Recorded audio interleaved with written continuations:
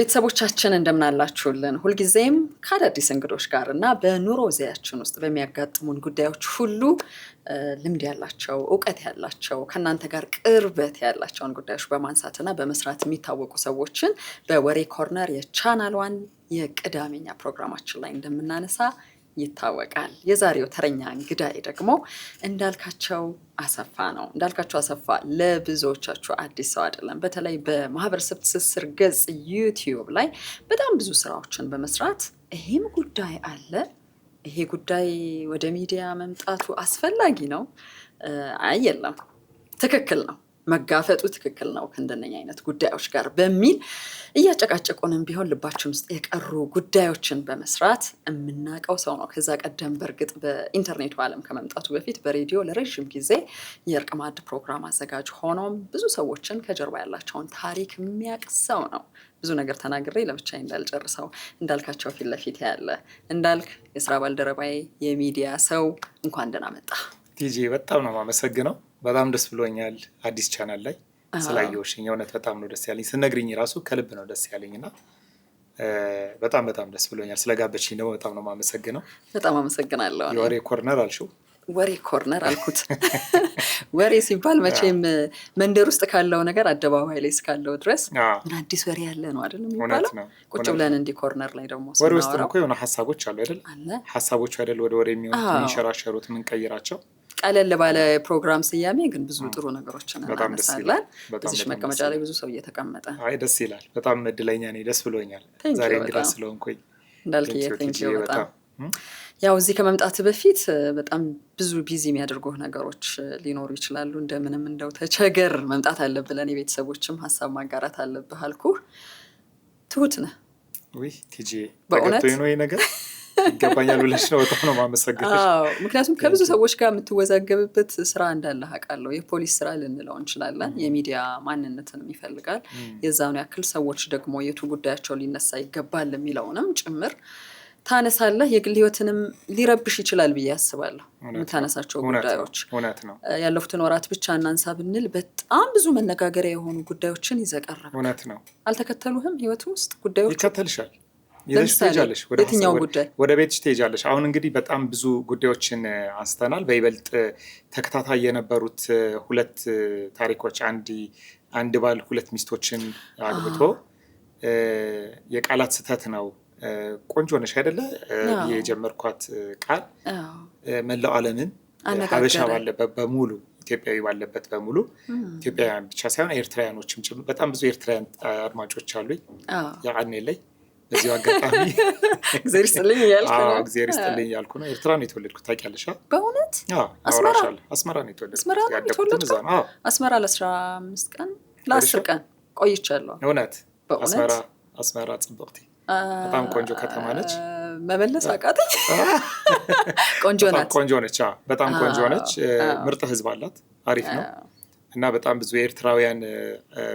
ኤርትራውያን አማርኛ በደንብ የሚሰሙ እንግዲህ ተመልካቾች አሉኝና ስለዚህ ኤርትራውያንና ኢትዮጵያውያኖች ባሉበት ቦታ በሙሉ ርዕስ ሆኜ ነበረ። ያቺ ቆንጆ ነሽ አይደለ ያልኳት በእውነት እኔ እኮ አስቤበት አልነበረም። ቫይራል ሆነ በጣም። ምክንያቱም አሁን የቁንጅና ጉዳይና ልባችን ውስጥ ያለው ነገር ይለያያል። ሰዎች ወንዶች ቺት ለማድረግ ምክንያት ተደርጎ የሚደረደርላቸው ነገር በማህበረሰብም ሌላዋ ሴት ቆንጆ በመሆኗ ነው ተብሎ ነው የሚታሰበው አይደል? የሚያስብል የሚያስደነግጥ፣ ለህይወቷ ደግሞ የምትለፋው ሌላዋ ሆን ብላ ውበቷ ይቅርብኝ ያለችውን ሴት የሚያስከፋ አይነት ይሆናል። የሚገርምሽ ነገር እሷ ልጅ ሀረግ ትባላለች እና አሁን የምትኖርበትን በአጠቃላይ ያለውን አለ የሚባለውን ነገር ያስመለስኩላት እኔ ነኝ። ሁሌ የሚገርመኝ ነገር ልንገርሽ ማለት ሚዲያ ኢንተርኔት ቪዲዮ ሳንሰራ ዩቲዩብ ላይ ሳንወጣ ምናምን እኔ እኮ ማለት ዋጋ ከፍያለሁ። በልጅቷ ዋጋ ከፍያለሁ ስልሽ ከጀርባ ያላየ ነው እንዴ?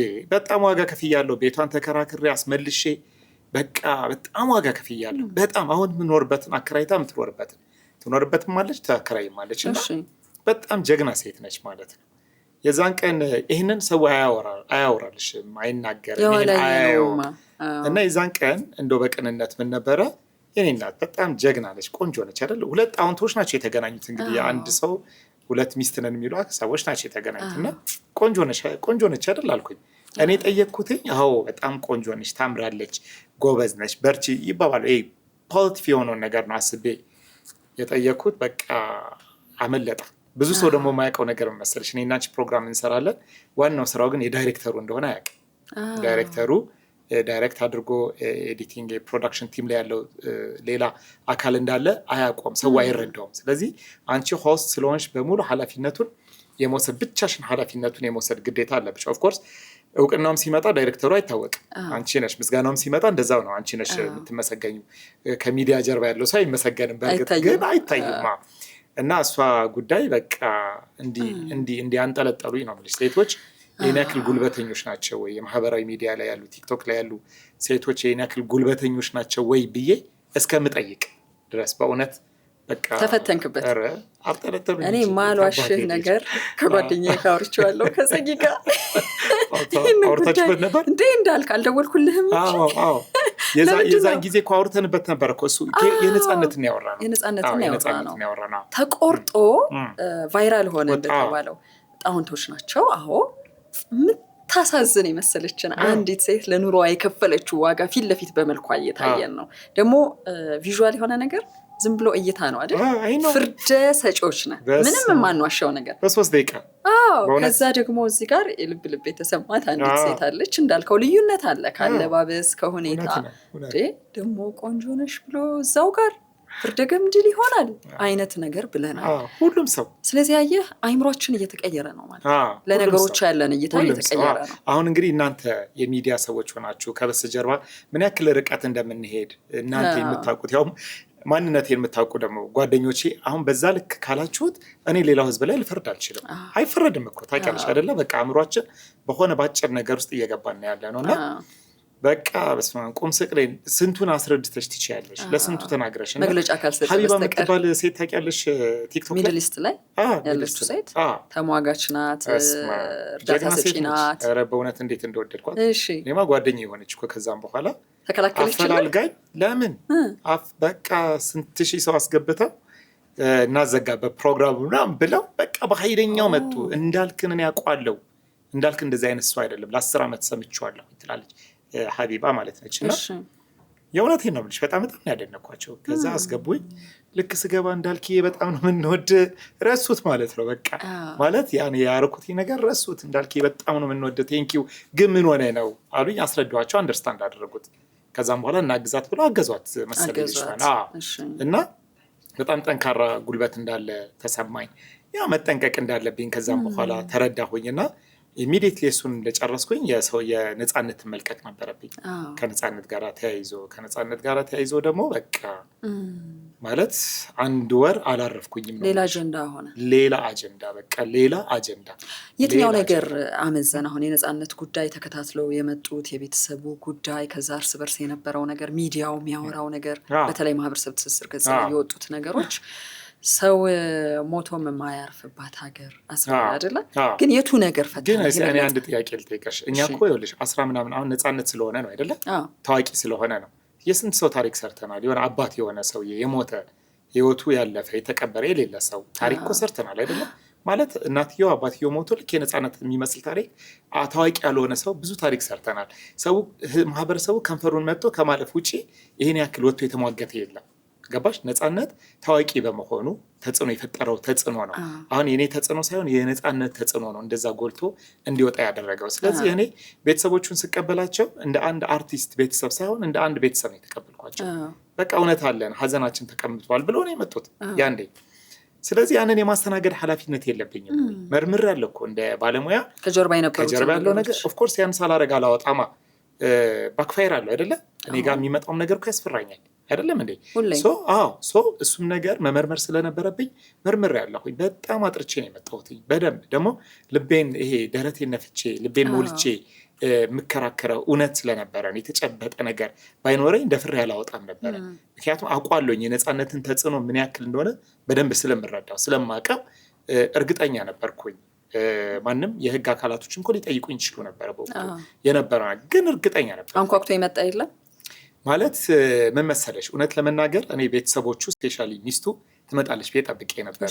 በጣም ለምኛታለሁኝ፣ በተለያየ አማራጮች ጠይቂያታለሁኝና ዝምታን መርጣለች። እንግዲህ ዝምታ ስትመርጥ የራሷ እውነት ውስጥ ሆና ነው። የራሷ እውነት አላት።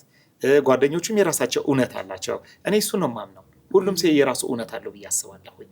እውነቱን ስላልተረዳ ነው እንጂ የራሱ እውነት አለው የሚል እምነት አለኝ። እውነቴ ይሄ ነው ብሎ የመጣውን አካል አስተናግጃለሁ። ለምን ካልሽ ሚዲያ ነው በቃ ሚዲያ ላይ ነው ክፍት ነው ፕሮግራም ነው በቃ እኔ መጣሁኝ ታስተናግጅኛለሽ። አይ እንዳልክ ዛሬ የተናገረው ነገር ትክክል አይደለም ቢባልና አንድ ሰው ቢመጣ እኮ የብሮድካስት አያስገድደንም? ያስገድደናል እኮ አይደለም? ህጉ ራሱ ያስገድደናል። ስለዚህ እንደ ሚዲያ አካል እኛ የሰዎችን ክብር ጠብቀን ጤናማ በሆነ መንገድ ማስረጃ ይዘን እናወራለን። አይ የተናገርከው ትክክል አይደለም ከተባለ ያኛውን አካል ታስተናግጃለሽ እና እነዛ ሰዎች ወይም በበስተጀርባ ከሱ በተቃራኒ ያሉት ከቤተሰቦቹ በተቃራኒ ያሉ ሰዎች የራሳቸው እውነት አላቸው ብዬ አስባለሁ። ስለዚህ ይሄ ጡዘት አለ በቃ ማለት እንቅልፍ እስከማጣ ድረስ ያልጠየቀኝ በቃ ስልኬን ዘጋው። የሆነ ሰዓት ላይ ሊትራሊ ስልኬን ዘጋው። ለስንት ታስረጃለሽ? ለስንት ሰው ታስረጃለሽ? በጣም ከባድ ነው። ለስንት ሰው ታስረጃለሽ? ዋናው ጥያቄው ግን ምንድን ነበር? የህዝቡ ወይም በግልም እየደወለ የሚጠይቅ ሰው መቅረብ አልነበረበትም ነው? የተነሳው ሀሳብ ልክ አይደለም ነው? እነከሌ አንተ በር ልከፍትላቸው አይገባም ነበር ፕሮግራምህ ላይ የሚል ነው? ምንድን ነው ቅሬታ መሰለሽ? አሁን የአብዛኛው ሰው ቅሬታ የማን ነው? ቀድሞ የነበረው ድጋፍ በቃ ቀድሞ የነበረው ሀዘን፣ ቀድሞ የነበረው ለቅሶ፣ ቀድሞ ድንገት ነው የቀየርኩባቸው ድንገት እና ያንን መቋቋም አቃተው። አድማጩ ተመልካቹ ያንን እውነት መቋቋም አቃተው። ከዛም በኋላ እኮ እየጠራ ሲመጣ እኮ የምስጋና ማዕት እኮ ነው የተላከልኝ ከብዙ ዓለም የተደወለልኝ። እንዳልክ በጣም ቴንኪው፣ በጣም ደፍረህ ይህንን ነገር ይህን እውነት ስላወጣኸው እና የእውነት ቴንኪው። በቃ ለምሳሌ ያክል ጎፈንድሚ ለመስጠት ተዘጋጅቶ የመለሰ ሰው አለ። በቃ ያወጣል ለምን ያወጣለሁ የሚል ሀሳብ የመጣ ሰው አለ። በጣም ብዙ እውነቱ በመውጣቱ ማለት ያ እውነት ነው ብለው አሁን እኔ እውነት ነው እያልኩኝ አይደለም። እዚህ ላይ ይሰመርበት። እኔ እውነት ነው እያልኩኝ አይደለም። በታምር እያልኩ አይደለም።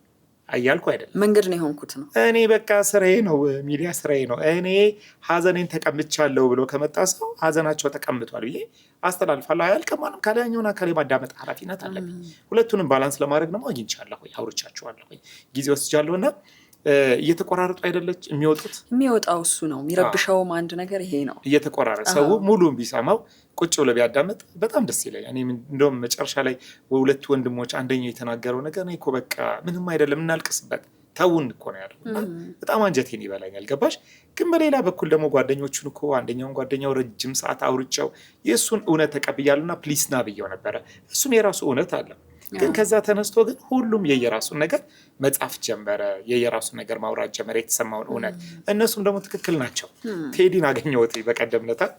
ቴዎድሮስ ተክለአረገ ቴዲ በጣም ጠፋ፣ ምን ሆኖ ነው የጠፋው እያልኩ ነበረ። መጽሐፍ የጻፈ ነው ይሆናል አላወቅኩኝም። ይዘጋል ብዙ ነገሮች መጽሐፍ ሲጽፍ ለዛ ከዚህ ቀደም ሲያወራ ሰምቻለሁ። መጨረሻ ላይ እኔና የእንትን ያለገው ማለት ነው ማለት ከዛም በኋላ የለም ሶሻል ሚዲያ ላይ አሁን ጠይቄው አገኘሁትኝ። እኔ በቃ ስጠፋብኝ ጊዜ እኮ ያኮረፍከኝ መሰለኝ አለኝ። እሺ እኔ ቴዲ ለምን አኮርፈዋለሁ? ጽፎ ነበር። አዎ ማለት ለምን አኮርፈዋለሁ ማለት የተሰማውን እውነት አይደል የጻፈው።